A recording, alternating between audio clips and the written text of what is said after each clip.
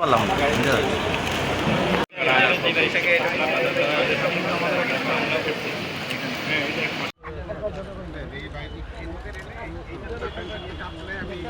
ধন্যবাদ।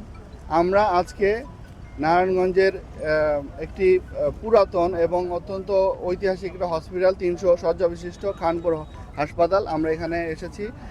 আমাদের কাছে হাসপাতাল কর্তৃপক্ষ থেকে জানানো হয়েছিল যে তাদের যে হুইল চেয়ারগুলো আছে তাদের ম্যাক্সিমাম হুইল চেয়ারগুলো অকেজো হয়ে গিয়েছে, নষ্ট হয়ে গিয়েছে, এবং তারা আমাদের কাছে কিছু হুইল চেয়ার দাবি করেছিল, যাতে যে সমস্ত রোগীরা এখানে এসে নামে ভ্যান বা রিক্সা থেকে, সেই রোগীরা যেন যাদের যে ধরনের ট্রিটমেন্ট আছে, কারো ব্লাড নিতে হয়, কারো অপারেশন করতে হয়, তারা যেন হুইল চেয়ারে বসে যেতে পারে। অনেকেই অনেক অসুস্থ থাকে, পা ভাঙা থাকে, হাত ভাঙা থাকে, এমনিতে হেঁটে যেতে পারে না। তো আমরা সেই জন্য আজকে আমরা 5টি হুইল চেয়ার আমরা তাদেরকে দিলাম, এবং যদি আরও প্রয়োজন হয় ইনশাল্লাহ আমরা আরও তাদেরকে হুইল চেয়ার প্রদান করব। এছাড়া আমরা গ্রিন অ্যান্ড ক্লিন কর্মসূচির আওতায় এই হসপিটালে 1000 বৃক্ষ আমরা নতুনভাবে রোপণ করব।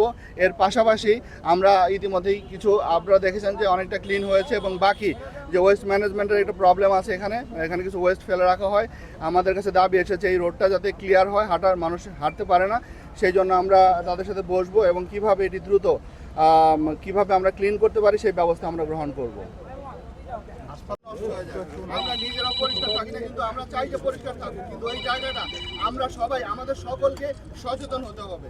শুধু হাসপাতালের ডাক্তাররা সচেতন হবে, নার্সরা সচেতন হবে।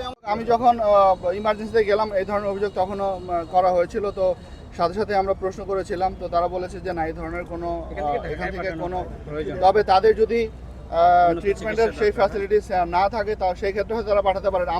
তবে আমরা এটা অনুরোধ করব, আপনারা অবশ্যই যে মানুষগুলো এখানে আসে একদম অসহায় মানুষ, সরকারি হসপিটালে যারা আসে একদম অসহায়, এবং তারা একদম অসহায় হয়েই একদম জীবনের সবচেয়ে ক্লান্তি লগ্নে তারা এই হসপিটালে এসে ভর্তি হয়, সেবা নিতে আসে, তারা যেন তাদের সেবাটা নিশ্চিত করতে পারি আমরা, সেই লক্ষ্যে আমাদের কাজ করতে হবে।